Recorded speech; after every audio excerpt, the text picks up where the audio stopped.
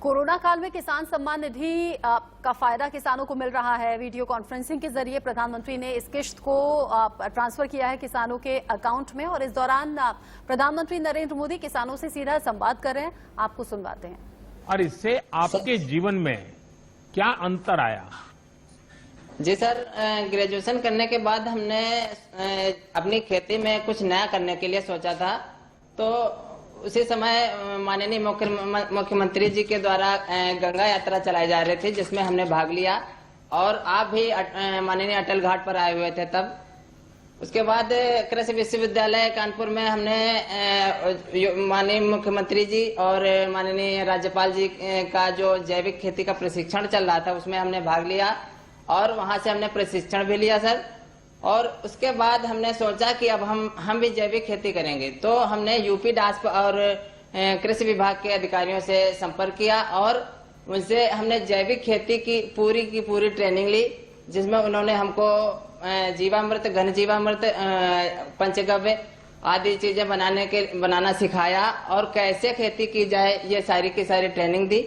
जिसके बाद हमने अपने गांव में क्लस्टर बना करके 20-20 हेक्टेयर के क्लस्टर बनाए, जिसमें और उन क्लस्टरों के सारे किसानों को कृषि विभाग के अधिकारियों ने ट्रेनिंग दी और साथ ही साथ अगर कोई जिसको समझ नहीं आ रहा था उसको हमने अपने स्तर पर ट्रेनिंग दे करके जीवामृत, घन जीवामृत बनाना सिखाया। और आज सभी किसान हमारे जो गंगा किनारे के हमारे गांव के हमारे क्षेत्र के जो किसान हैं वो जैविक खेती की तरफ मुड़ रहे हैं और ज्यादा से ज्यादा लोग जुड़ते चले जा रहे हैं, जिससे क्या हुआ सर?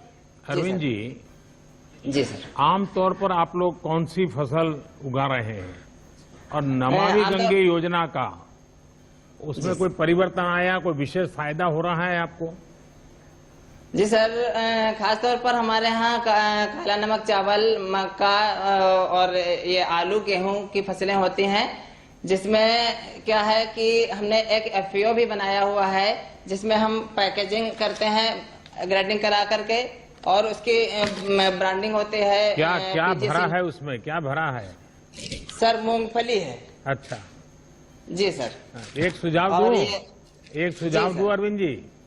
जी सर। ये धीरे धीरे ये जो सिंगल यूज प्लास्टिक उपयोग करते हैं ना, उसके बजाय जो आजकल अलग बहुत सी चीजें आती हैं जो डिग्रेडेबल होती है, तो क्या होगा, ये नमामि गंगे प्रोजेक्ट की जो मूल भावना है उसको भी आप बल दे पाएंगे।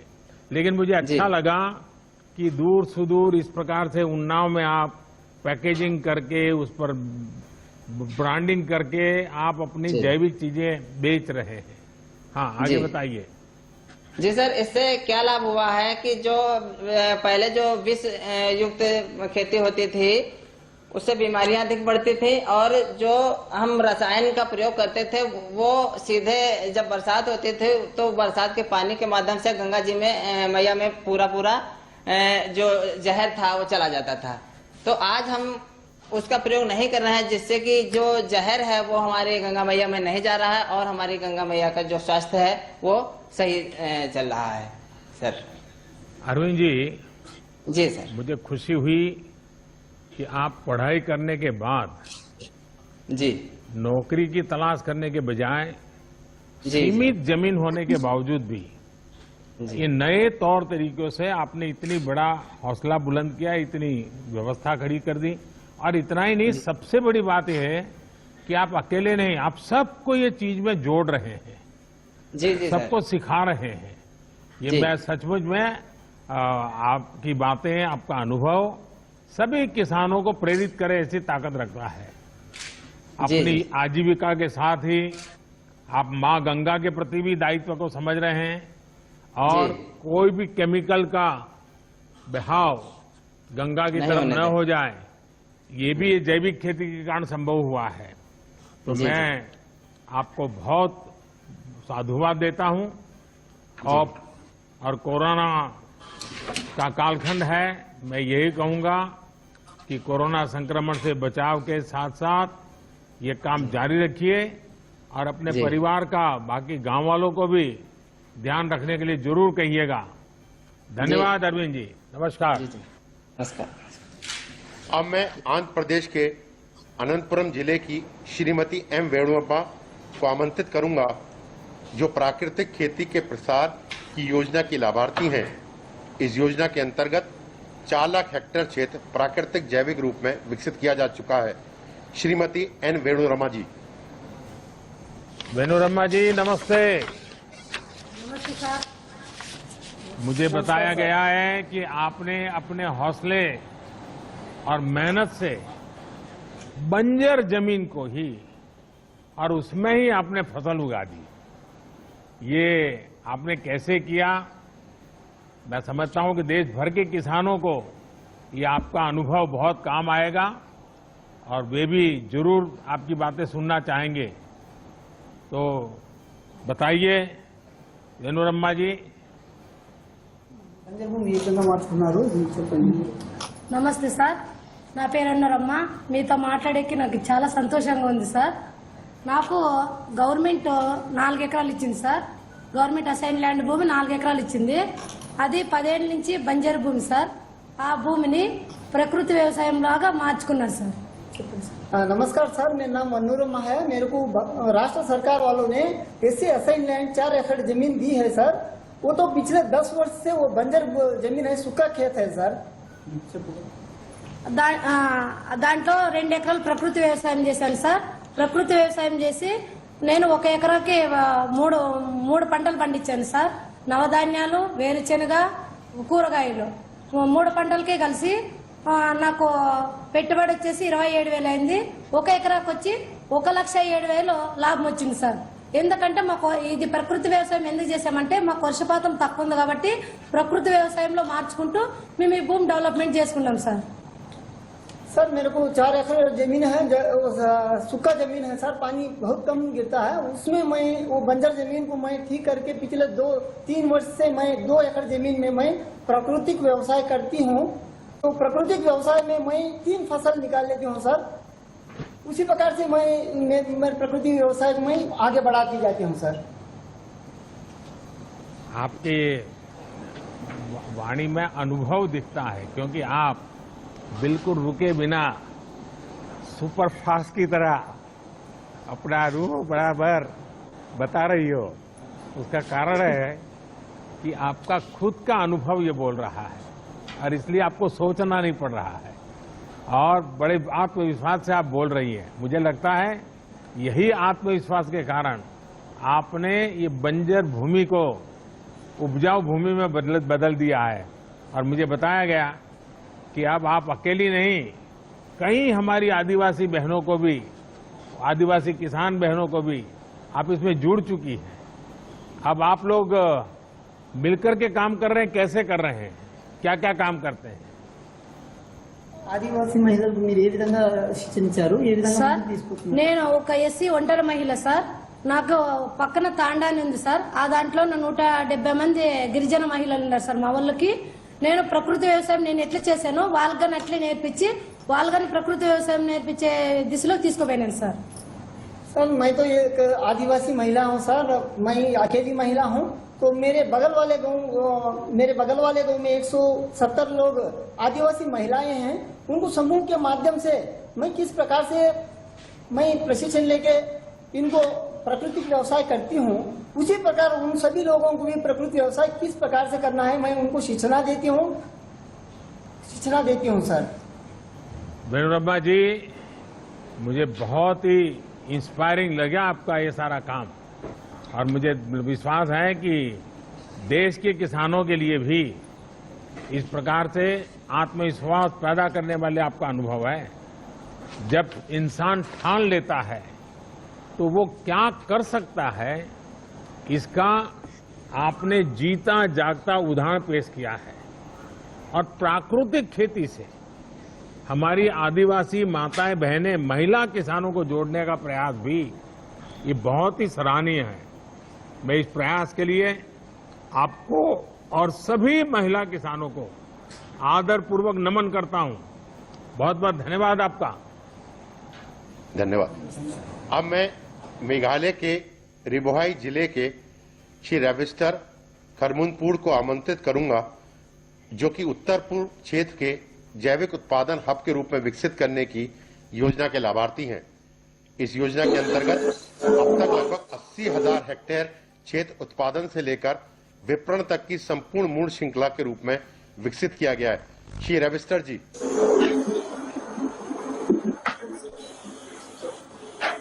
रविस्टर जी नमस्ते। नमस्ते सर। हाँ बताइए। Good morning, Honorable Prime Minister Ji from the land of Meghalaya. My name is Praviskar Harunoi. I live in a village Kumtung in Ribhoi district of Meghalaya. I'm 36 years old. I have 7 members in my family. I'm the CEO of Eastern Ribhoi Organic Farmer Producer Company. Our company is formed in 2017 under Mission Organic Value Chain Development for Northeastern region. We have 500 farmers and we grow our ginger and turmeric organically, and all our produce are organically certified. रविस्टर जी, मुझे बताया गया कि आप organic खेती के साथ साथ ही अपने उत्पाद को प्रोसेस भी करते हैं, वैल्यू एडिशन भी करते हैं और मार्केटिंग भी करते हैं। अगर थोड़ा उसके विषय में भी बताएं तो शायद मैं समझता हूं कि आप जैसे जो एंटरप्रेन्योर भी हैं, किसान भी हैं, एंटरप्रेन्योर भी हैं, तो ऐसे कई नौजवान आजकल कृषि में आ रहे हैं, उनके लिए शायद आपकी बात बहुत प्रेरक हो जाएगी। Sir, we have done processing. We collect all the produce from the farmers. We take it to the FPC, where we have a processing unit. We process it, we pack it, and we label it like this. And then we sell these products to retail chains and companies which are tied up with the FPCs. And when we sell to them, we get better price rather than selling to the local mandis. These companies we have tied up. Some of the companies that we have sold before is to Big Basket, Vivanta Foods in Delhi, EcoCrop, CropConnect, and other companies we are tied up to the south of India too. So we are eager to do export also from our company. So since there is a huge demand of organic products from Meghalaya in the export market. जरा आपका product दिखाइए, आप थोड़ा दिखा रहे थे, क्या क्या है बैग आपका? We have ginger powder, sliced dried, and Lakadong turmeric, one of the famous turmeric in the world with highest curcumin. So we have bay leaf, and all the cinnamon, all the spices that are grown in Meghalaya. रविस्टर जी, आपकी FPO किसानों के लिए आदर्श और प्रेरणा है। आपने साबित कर दिया है कि किसान जब व्यापार से सीधे जुड़ता है तो उसको कितना लाभ होता है। आपको सरकार की तरफ से इस क्षेत्र में कैसे मदद मिली, इसमें कैसे प्रगति हुई आपको, और कोई सहायता मिल रही है क्या? Yes sir, we got assistance under Mission Organic Value Chain Development for registration of our FPC, organic certification and production. We also got subsidy for establishing custom hiring center, collection center, and processing unit. We got all the on-farm and off-farm products for the farmers. Then we have got trainings to farmers on capacity building and even to the board members. We are very much thankful to you for this. And we also would like to thank the government of Meghalaya for supporting us and also for giving us 2% interest subvention in KCC loan and also mobilization fund 5,000 per farmer for full farmer industry. रविस्टर जी, हम सभी आपके प्रति बहुत आभारी हैं कि आपने साबित कर दिया कि किसान मिलकर बिजनेस का कितना सफल मॉडल विकसित कर सकते हैं। इस समय देश भर में 10,000 एफपीओस बनाने का काम चल रहा है और किसान भी अब इसमें बहुत तेजी से जुड़ रहे हैं। कोशिश यह है कि छोटे किसानों के ये संगठन किसान की आय बढ़ाने में और कृषि इंफ्रास्ट्रक्चर और उद्योग को बल देने में, उद्योगों को निमंत्रित करने में बहुत बड़ी भूमिका निभाएंगे और आपने तो दिखा भी दिया, और मैं मानता हूं जब मेघालय के दूर सुदूर हिमालय की गोद में से इस प्रकार से आप इतने बढ़िया प्रोडक्ट दिखाते हैं तो अब तो शायद खरीदने वाले भी आपकी तरफ देखेंगे। मेरी तरफ से आपको बहुत शुभकामनाएं। Thank you, sir.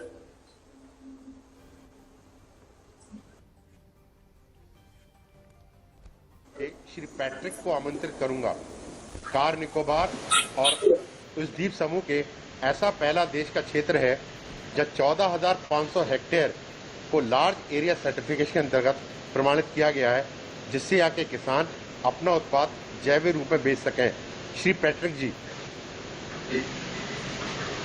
पैट्रिक जी जी नमस्ते। नमस्कार प्रधानमंत्री, नमस्ते। दूर दूर एकदम समुद्र के बीच में आपसे आज संवाद करने का मौका मिला है। कार निकोबार से आप बोल रहे हैं। पैट्रिक जी, मुझे बताया गया है कि आपका द्वीप समूह, जैसे अभी हमारे सचिव बता रहे थे, सर्वप्रथम पूर्ण प्राकृतिक जैविक के रूप में प्रमाणित हुआ है। इससे आप जैसे किसानों को एक नई प्रेरणा, उत्साह तो मिलेगा होगा, लेकिन किसानों को क्या फायदा हो रहा है? नमस्ते प्रधानमंत्री जी। नमस्ते। मतलब गुड मॉर्निंग। मेरा नाम पैट्रिक है, कार निकोबार से। मेरा एज 62 एज है। कार निकोबार में रहता हूँ। एक छोटा सा गांव है तपोमी विलेज में, कार निकोबार में। हम लोग जो ज्वाइंट फैमिली है, 9 जन है।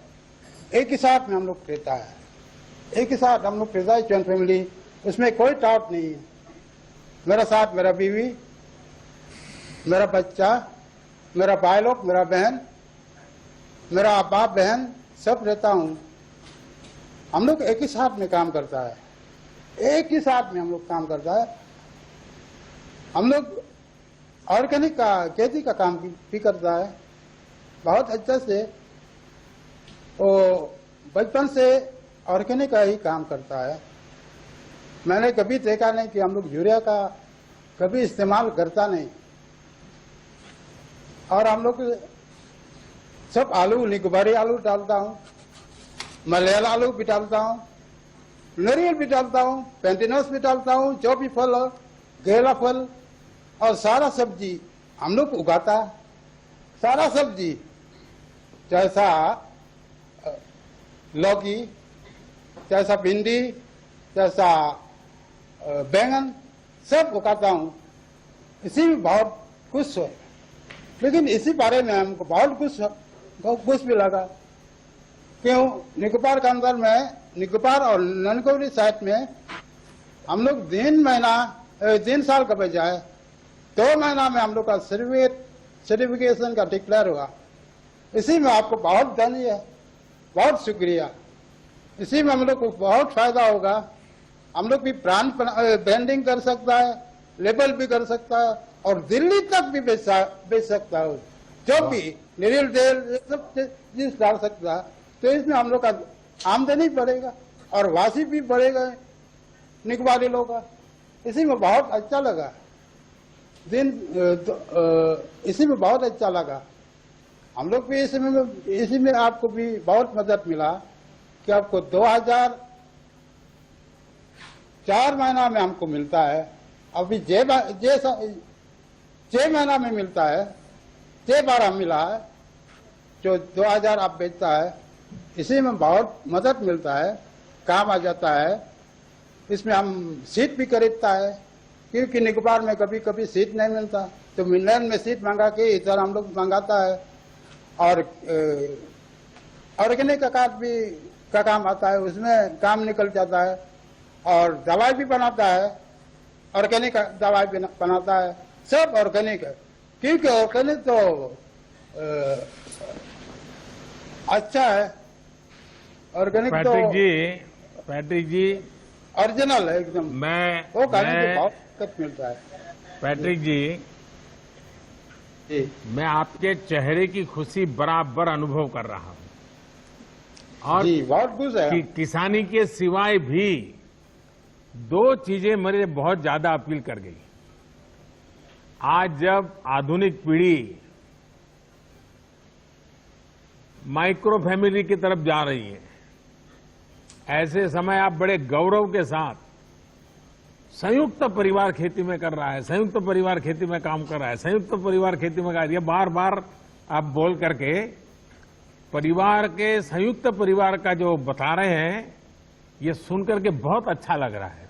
और दूसरा, आप जब सीना तान करके बोल रहे थे कि हम जो पैदा करते हैं वो दिल्ली भी भेजते हैं, मतलब आप दिल्ली को भी खिलाते हो, इसमें आपका एक आत्मसम्मान झलकता है कि देखिए मैं यहां समुद्र के बीच में बैठा हूं, टापू पर बैठा हूं, लेकिन मैं भी दिल्ली की सेवा करता हूं।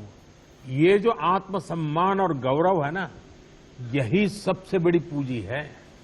और मुझे खुशी है कि आपने जैविक खेती की तरफ बढ़ गए और आपने दुनिया को आकर्षित किया है।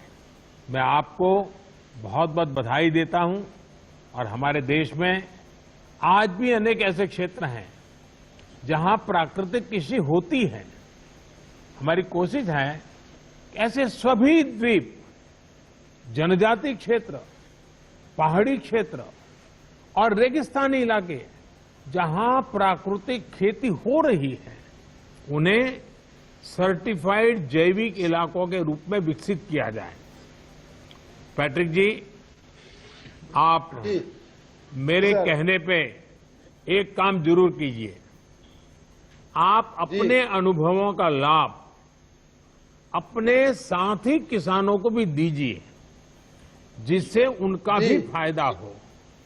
और मुझे विश्वास है कि आपके नेतृत्व में ये जैविक खेती का अभियान बहुत नई ऊंचाई पर पहुंचेगा। और अब तो दिल्ली के लोग जब भी अंडमान निकोबार आएंगे तो पैट्रिक जी को ढूंढेंगे और आपकी कोई न कोई चीज खरीद के जाएंगे। जी सर, बहुत बहुत धन्यवाद। अनुरोध कर रहा हूँ कि आप निकोबार आ जाइए। आऊंगा, जरूर आऊंगा, मेरे पानी पीजिए, जरूर आऊंगा। गुजी गुजी मिठास है निकोबार में, जरूर और आऊंगा, एकदम ऐसी हवा, खुला हवा में रहेगा तो बहुत अच्छा लगेगा। जरूर और आऊंगा। जितना हम लोग जो ऑर्गेनिक जो चीज खाता ना, बहुत ताकत मिलेगा और बीमार भी कमती रहेगा और उम्र भी जरूर बढ़ेगा। कभी मैं आऊंगा। इसी में बहुत आपका भला है। बहुत बहुत धन्यवाद। बहुत बहुत शुक्रिया। धन्यवाद। जय हिंद। जय हिंद। धन्यवाद जी। अब मैं जम्मू कश्मीर के श्रीनगर जिले के श्री खुर्शीद अहमद रेशी को आमंत्रित करूंगा, जो कि प्रधानमंत्री किसान सम्मान निधि के लाभार्थी हैं। श्री खुर्शीद अहमद जी। खुर्शीद जी नमस्ते। तमाम जम्मू कश्मीर के किसानों की तरफ से प्यार भरा नमस्कार सर। खुर्शीद जी, सबसे पहले तो आपको ईद मुबारक। ईद का त्योहार आपके जीवन में खुशियां बढ़ाए, मेरी यही कामना है। और मुझे बताया गया है कि आप पोस्ट ग्रेजुएट हैं, आपने फिर ये काम चुना। कई नौजवान आज आपकी बातें सुन करके उनका भी खेती की तरफ रुझान बढ़ेगा। तो आपकी पढ़ाई और खेती कैसे आपने मेलजोल किया है, जरा बताइए। सर, मैं डिस्ट्रिक्ट श्रीनगर में टैंगपुरा के गांव से ताल्लुक रखता हूं सर। सर, मैंने पोस्ट ग्रेजुएशन की है इंग्लिश में सर। मेरे वालिद है, मेरी वालिदा है, मेरी बीवी है, मेरे 3 बच्चे हैं और छोटा भाई है, वो बीएससी नर्सिंग कर रहा है अभी सिक्किम में सर। मेरे पास 26 कनाल की जमीन है सर। 14 कनाल की जो जमीन है उनमें ऑर्गेनिक सब्जी बनाता हूं सर, और जो 12 कनाल जो जमीन है वो मैं धान की फसल बनाता हूं सर।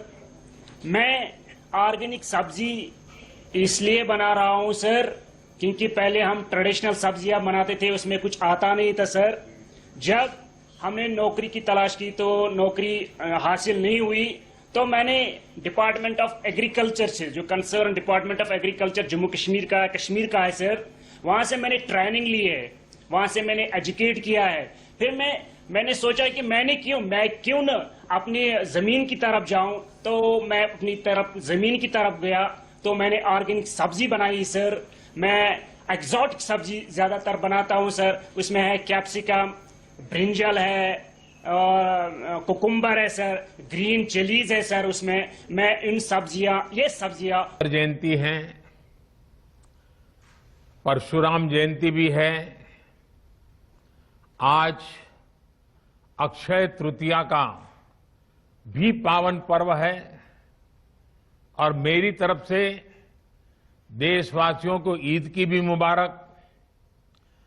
कोरोना के इस समय में समस्त देशवासियों का हौसला बढ़े, इस महामारी को परास्त करने का संकल्प और दृढ़ हो, इस कामना के साथ आप सब किसान भाइयों से जो मेरी बातचीत हुई है, अब मैं इसको आगे बढ़ाऊंगा। इस कार्यक्रम में उपस्थित कृषि और किसान कल्याण मंत्री श्रीमान नरेंद्र सिंह तोमर जी, केंद्रीय मंत्रिमंडल के मेरे अन्य सहयोगीगण, सभी मुख्यमंत्री, राज्य सरकारों के आदरणीय मंत्रीगण, सांसदगण, विधायकगण और देश भर के मेरे किसान भाई और बहनों, आज बहुत ही चुनौतीपूर्ण समय में हम ये संवाद कर रहे हैं। इस कोरोना काल में भी देश के किसानों, हमारे कृषि क्षेत्र में अपने दायित्व को निभाते हुए अन्न की रिकॉर्ड पैदावार की है। आप कृषि में नए नए तरीके आजमा रहे हैं। आपके प्रयासों को पीएम किसान सम्मान निधि की एक और किस्त और मदद करने वाली है। आज अक्षय तृतीया का पावन पर्व है। कृषि के नए चक्र की शुरुआत का समय है और आज ही करीब 19,000 करोड़ रुपए किसानों के बैंक खातों में सीधे ट्रांसफर किए गए हैं। इसका लाभ करीब करीब 10 करोड़ किसानों को होगा। बंगाल के किसानों को पहली बार इस सुविधा का लाभ मिलना शुरू हुआ है। आज बंगाल के लाखों किसानों को पहली किस्त पहुंची है। जैसे जैसे राज्य से किसानों के नाम केंद्र सरकार को मिलेंगे, वैसे वैसे लाभार्थी किसानों की संख्या और बढ़ती जाएगी। साथियों, पीएम किसान सम्मान निधि से विशेष रूप से छोटे और मझोले किसानों को अधिक लाभ हो रहा है। आज के कठिन समय में ये राशि इन किसान परिवारों के बहुत काम आ रही है। अभी तक इस योजना के तहत देश के लगभग 11 करोड़ किसानों के पास लगभग 1,35,000 करोड़ रुपए पहुंच चुके हैं। मतलब कि 1.25 लाख करोड़ से भी ज्यादा सीधे किसानों के खाते में, कोई बिचौलिया नहीं। इनमें से सिर्फ कोरोना काल में ही 60,000 करोड़ रुपए से ज्यादा पहुंचे हैं। जरूरत के समय देशवासियों तक सीधी मदद पहुंचे, तेजी से पहुंचे, जिसको जरूरत है उस तक पूरी पारदर्शिता के साथ पहुंचे, यही सरकार का निरंतर प्रयास है। भाई और बहनों, तेजी से सीधे किसानों तक लाभ पहुंचाने का यह काम उपज की सरकारी खरीद में भी बहुत व्यापक स्केल पर किया जा रहा है। कोरोना की मुश्किल चुनौतियों के बीच जहां किसानों ने कृषि और बागवानी में रिकॉर्ड उत्पादन किया है, वहीं सरकार भी हर साल एमएसपी पर खरीद के नए नए रिकॉर्ड बना रही है। पहले धान की और अब गेहूं की भी रिकॉर्ड खरीदी हो रही है। इस वर्ष अभी तक बीते वर्ष की तुलना में लगभग 10% अधिक गेहूं एमएसपी पर खरीदा जा चुका है। अभी तक गेहूं की खरीद का लगभग 58,000 करोड़ रुपए 58,000 करोड़ रुपए सीधे किसानों के खाते में पहुंच चुका है। सबसे बड़ी बात ये कि अब किसान जो उपज मंडी में बेच रहा है, उसको अब अपने पैसे के लिए लंबा इंतजार नहीं करना पड़ता, परेशान नहीं होना पड़ता। किसान के हक का पैसा सीधा उसके बैंक खाते में जमा हो रहा है। मुझे संतोष है कि पंजाब और हरियाणा के लाखों किसान पहली बार डायरेक्ट ट्रांसफर की इस सुविधा से जुड़े हैं। अभी तक पंजाब के किसानों के बैंक खाते में करीब 18,000 करोड़ रुपए और हरियाणा के किसानों के बैंक खाते में 9,000 करोड़ रुपए सीधे उनके बैंक अकाउंट में जमा हो चुके हैं। अपना पूरा पैसा अपने बैंक खाते में पाने का संतोष क्या होता है, ये पंजाब और हरियाणा के किसान भी अनुभव भी कर रहे हैं और मुखर होकर बोल भी रहे हैं। मैं सोशल मीडिया में इतने वीडियो देखे हैं किसानों के, खास करके पंजाब के किसानों के, कि इस प्रकार से उनको पैसा पहुंच जाना और वो भी पूरा पूरा पैसा पहुंच जाना, उसका संतोष इतने उमंग के साथ वो बता रहे हैं। साथियों, खेती में नए समाधान, नए विकल्प देने के लिए सरकार निरंतर प्रयास कर रही है। जैविक खेती को बढ़ावा देना ऐसा ही प्रयास है। इस प्रकार की फसलों में लागत भी कम है, ये मिट्टी और इंसान के स्वास्थ्य के लिए लाभदायक है और इनकी कीमत भी ज्यादा मिलती है। थोड़ी देर पहले इस प्रकार की खेती में जुड़े देश भर के कुछ किसानों से मेरी बातचीत भी हुई है। उनके हौसले, उनके अनुभवों को जानकर मैं बहुत उत्साहित हूं।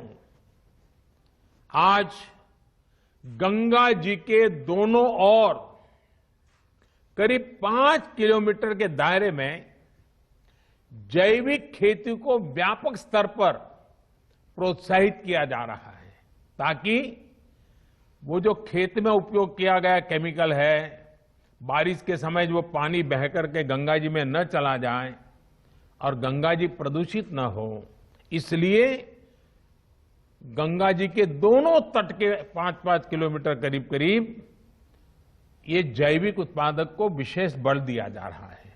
ये जैविक उत्पाद नमामि गंगे के ब्रांड के साथ बाजार में उपलब्ध किए जा रहे हैं।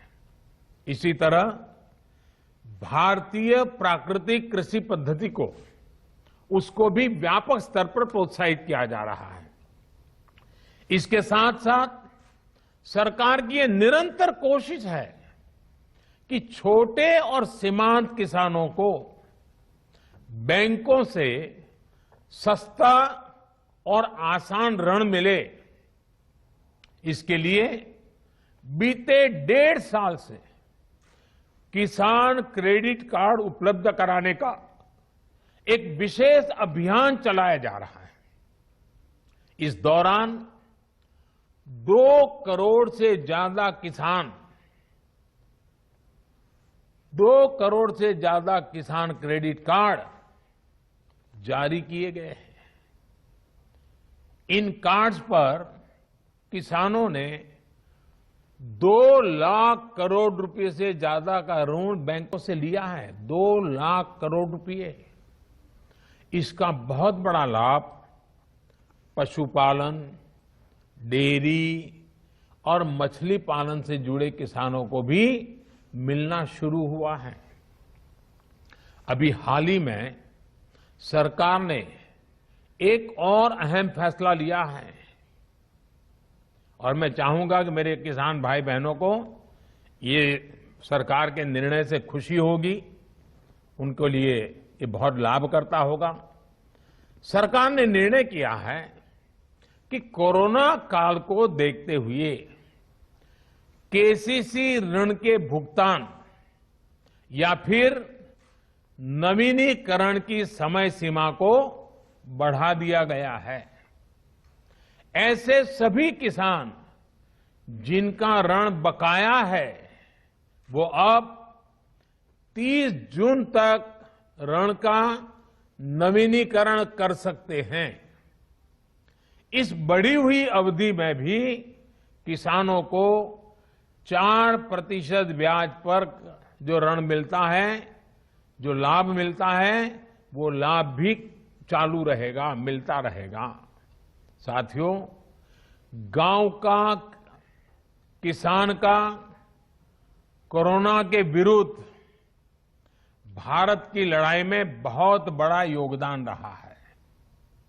ये आपके ही श्रम का परिणाम है कि आज इस कोरोना काल में भारत दुनिया की सबसे बड़ी मुफ्त राशन की योजना चला रहा है। प्रधानमंत्री गरीब कल्याण योजना के माध्यम से पिछले वर्ष 8 महीने तक गरीबों को मुफ्त राशन दिया गया था। इस बार मई और जून महीने में देश के 80 करोड़ से ज्यादा साथियों को राशन मिले, इसका प्रबंध भी किया गया है। इस पर भी केंद्र सरकार 26,000 करोड़ रुपए हमारे गरीब के घर में चूल्हा जले इसलिए खर्च कर रही है।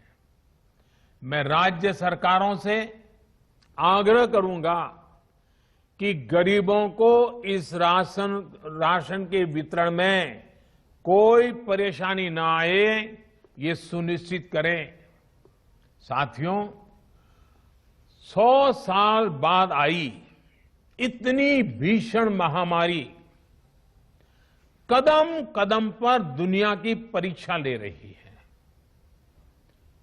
हमारे सामने एक अदृश्य दुश्मन है और ये दुश्मन बहुरूपिया भी है।